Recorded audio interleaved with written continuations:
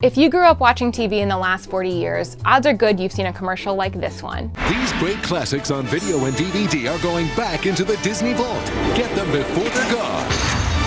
The Disney Vault. We've all heard of it. For most of us, it's just a phrase from the noise of our childhoods. But what the heck is the Disney Vault? Is it the Mickey Mouse version of Area 51? Is it a shady marketing gimmick from the bigwigs behind the iconic ears? Is it a massive cartoon-based conspiracy? Okay, probably not the last one. But seriously, the Disney Vault. What's the deal? First off, while the mystery of the Disney Vault is as involved and complex as the mystery of the weird relationship between Goofy and Pluto, seriously, they're both dogs. Why did they get treated so differently? The basic concept behind it is pretty simple. The Vault is a kind of fancy movie safe where every 7 to 10 years or so a movie is stored for safekeeping, during which time none of us regular folks can get our hands on it. It's like the Fort Knox of Disney, or like Scrooge McDuck's money pile, or something. A few years after a movie is released on VHS, DVD, and now Blu-ray, Disney issues that portentous warning. Get your copy of The Lion King before it disappears into the vault. Then poof, just like Cinderella and her pumpkin carriage, the movie disappears from video stores everywhere, and there's no getting Simba back on your home television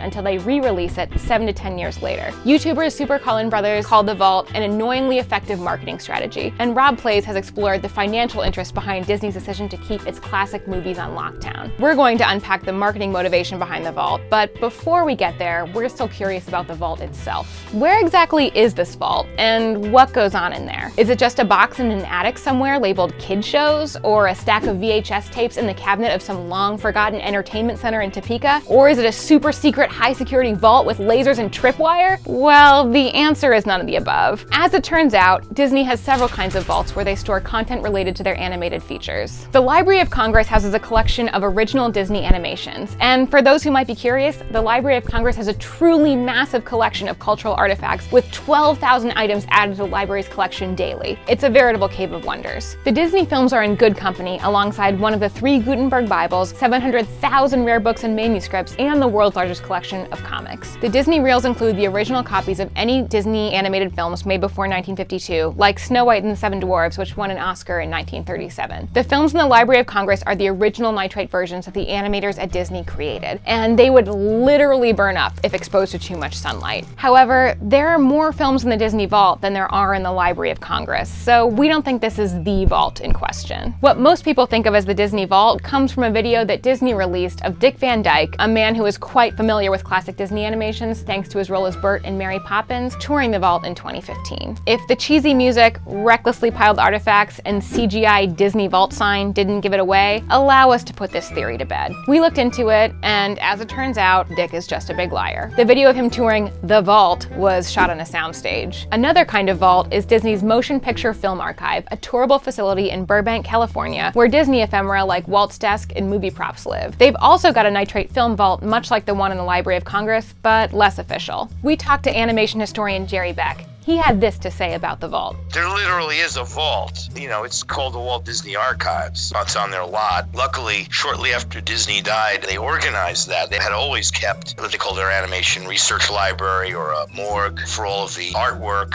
and things they just knew they wanted to save. But it wasn't until around 1970 or so that they hired David R. Smith, who was a librarian and archivist, to literally put it together and create what's now called the Walt Disney Archives. You know, that's kind of, for me, the vault of Walt. That's where the stuff is. While Beck has a good point, we're not ending our search for the vault quite yet, especially considering that there's the Animation Research Library in Glendale, California, tucked away in an unremarkable tan building. This place is literally wiped from all maps, and you need special security clearance to learn where it is, much less to be able to go inside of it. You can't even bring pens in.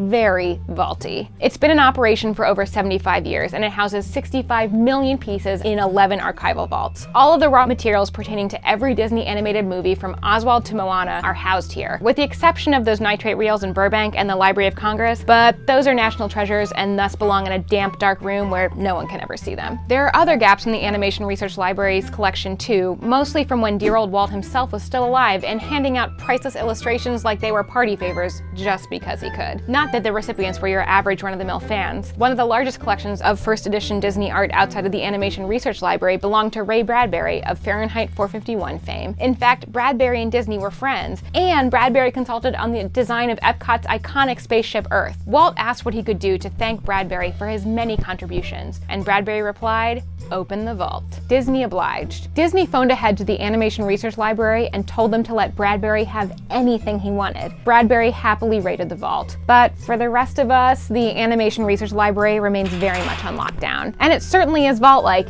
but even though it's super top secret, its function is more curatorial than anything else. Still, the few pictures of the Animation Research Library that are floating around online, like this one taken by Kayvon Ismaili and Drew Taylor at the Vulture, don't bear much resemblance to the video of Dick Van Dyke's official Disney Vault tour. So the Animation Research Library can't be what we think of as the vault.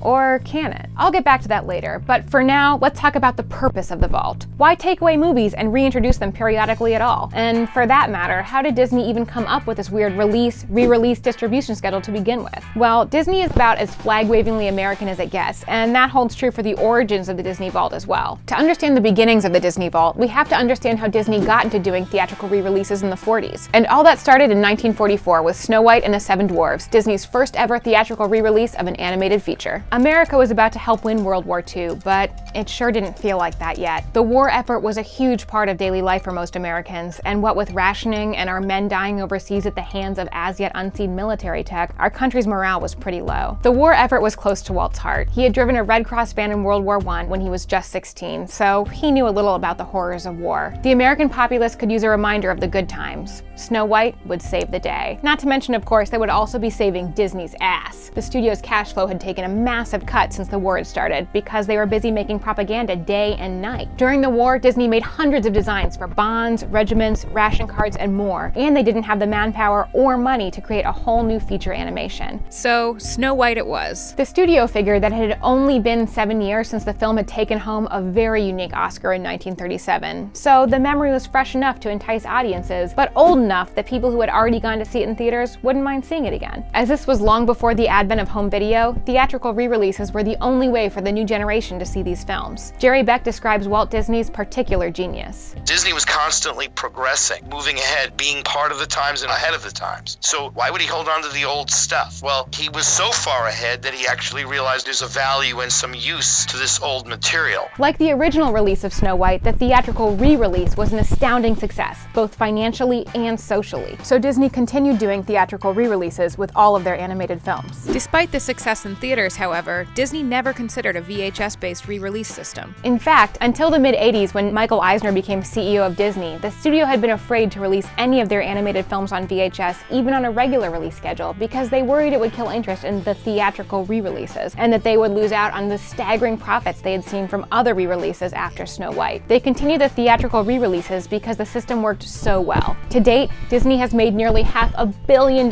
total on Snow White alone. In fact, Disney movies re-released in theaters typically screen in about 1,000 to 2,000 locations and pull about $25 million gross, no matter what the feature is. Eventually, when it became clear that video would not kill the radio star, the company decided to create the Disney Vault, which is how we got where we are today. While we'd like to imagine those Disney classics on lockdown in a mouse-shaped safe, the truth of the matter is that the Vault is purely a marketing strategy. So let's get down to it. How did Disney choose to employ this marketing strategy, and how did the success of their theatrical re-release formula inform the creation of the Vault? It's interesting that Disney has kept the 7 to 10 year time frame for movies to live in the Vault. This is likely due to the success of Snow White, which had been unavailable to the public for 7 years before the re-release. But there's another, more sentimental possibility, because Disney is Disney, and it's not really magical to be after a cash grab all the time. The party line about the Disney Vault is that the 7 to 10 year hiatus is actually based on the average age of interested viewers. They say that because supposedly the gap is intended to account for the fact that most average Disney viewers are from ages 2 to 7, and are therefore more likely to see the movie at the prime age demographic every 7 to 10 years. The math on that seems a little bit shaky, but the idea is that re-releasing the films to a new generation of children can make them feel like a big deal, like a new experience made just for them. You know, magical. This is Disney we're talking about after all. So what's in the Vault? An assortment of 16 Disney classics, some of which might surprise you. YouTubers Super Carlin Brothers offered an interesting theory on why certain movies qualified for the Vault. Jay Carlin observed observed that all of the movies that had been re-released in theaters were inducted into the vault. After the advent of VHS, he suggests that Disney adopted new criteria for vault movies. Carlin noticed that all of the post-VHS vault movies, The Little Mermaid, Beauty and the Beast, Aladdin, and The Lion King, had taken home Oscars. Specifically, each of these 4 films had at least 2 Oscar wins and at least 3 Oscar nominations. Carlin also points out that Disney seems to make a distinction between Pixar films and films made exclusively by Disney. While some Pixar films meet those qualifications, no film made exclusively by Disney has made the cut since Lion King. Frozen comes close. It was produced by Walt Disney Animation Studios, not Pixar, and it won the 2 Oscars it was nominated for. It may be just shy of the 3 nominations mark, but it seems possible that the movie could eventually make it into the vault. But first, Disney would have to decide to stop selling the wildly popular movie. And to be clear, the Super Carlin Brothers theory, while a good one, is still just a theory. So we can't say why or when some of the films are added to the vault while others are not. One thing seems clear. Those direct-to-DVD sequels, Lion King 2, Simba's Pride Me 1, do not make the cut. Perhaps the many sequels, prequels, and spin-offs from vault movies were a way of keeping the movies in the vault in high demand. I mean, who wants to watch The Little Mermaid 2 Return to the Sea without first remembering why Ariel wanted to be part of this world in the first place? For better or for worse, Disney announced in 2007 that The Little Mermaid, Ariel's Beginning, and Tinkerbell would be their final direct-to-DVD sequels. There's a lot of heated debate online among film culture followers, collectors, and marketing people about whether the false scarcity that the Disney Vault creates is ethical, a good way for fans to make money, or just a cheap way for an already rich corporation to make an extra buck. Regardless of how people feel about the Vault, it succeeds, and its success relies on complex human psychology. So how does the Vault even work? By creating the Vault, Disney capitalizes on our desire for exclusivity, needing to be in the in-group, being knowledgeable about the subject at hand, Disney's animated features in this case, and therefore able to participate in the stories that connect you with others. Exclusivity is used by a lot of brands, most of which are luxury brands like Rolex or Mercedes. Although exclusivity often comes with backlash, it doesn't really matter because the benefits of being in the in-group will usually outweigh any negative emotions we have surrounding a brand. It's very Mean Girls. The feeling of luxury created by exclusivity is also why movies in the vault have diamond and platinum editions, though only brand-sanctioned editions carry this weight. A few years ago, there was a rumor that black diamond editions, or editions with a black diamond-shaped Classics logo on the spine, were selling for $10,000 and $20,000, but Snopes debunked that pretty quickly, dashing the hopes of many a college student with school debt to pay off. All the ambiguous language around the vault feeds into this mentality too. The word vault creates a picture of luxury and scarcity in the mind, like just in case you don't feel like these films are special already, we keep them in a vault, presumably next to our rare gems and to the deed to our properties. Dr. Alexandra Barasch, a professor of marketing at NYU Stern, says, "The vault language, if you think about it, it makes absolutely no sense, like logistically, practically, or physically, and it is yet such a powerful representation in our minds that it's something comes out that really triggers all of these psychological aspects, that we want to feel special, we want access to the thing that we usually can't get, and that is similar to the way that a child wants the thing that the parents say that they can't have. You know, those are very basic psychological effects that go back to evolutionary psychology. So the vault language was genius and probably chosen very purposefully. Plus, encouraging speculation about the vault itself creates tension between consumer and company, capitalizing on the mystery through ambiguous language. So basically, we think the films in the Disney Vault are cool because the idea of a Disney Vault is cool. Then there's the idea that movies in the vault are collector's items. Humans like to collect things because the idea of having a hole in your set is intolerable. Dr. Barasch says, "The fact that I need my Disney shelf to be complete when I can't just go out and buy the complete set because Disney only releases them one at a time, that's going to create energy and buzz and motivation and drive to go and get it when it's out there." Of course, this mindset goes hand in hand with scarcity and exclusivity. No scarcity, no pressure to fill the hole. Another part of collecting is a productivity mentality. Basically, because you're a human being, you're in a productive mindset even when you're just chilling. That means that when you're having downtime, you create goals to check off, like, I can get through all of season 2 of Orange is the New Black this weekend. Which brings me to how streaming affects the vault. Surely, if Disney movies, in the vault or not, are available online, then the whole concept of the vault is moot, right? I mean, who even buys DVDs anymore, not to mention VHS tapes? Well, you'd be surprised. The fact that fewer people are buying the DVDs and Blu-rays that are about to go into the vault actually increases the likelihood that people will buy them because of exclusivity, scarcity, and collecting mentality. Crazy, right? But as Dr. Barasch says, now as we come down to a lower baseline of buying DVDs, these effects exclusivity, scarcity, collections, all these different psychological effects, they're more powerful. Okay, so everyone's still buying these collector's editions because humans are weird, but what about streaming? There are Disney movies on Netflix and Amazon that are still in the vault, and Disney is even starting its own streaming service. How does that affect the vault? Short answer, it doesn't. People will still feel the effects of exclusivity, scarcity, and collecting mentality because even if the format changes, the key desire to feel like we're in some kind of exclusive Disney club remains. And no, I'm not talking about Pleasure Island. So although it doesn't seem to make a lot of sense, the future of the Disney vault is as secure as ever. And you know what?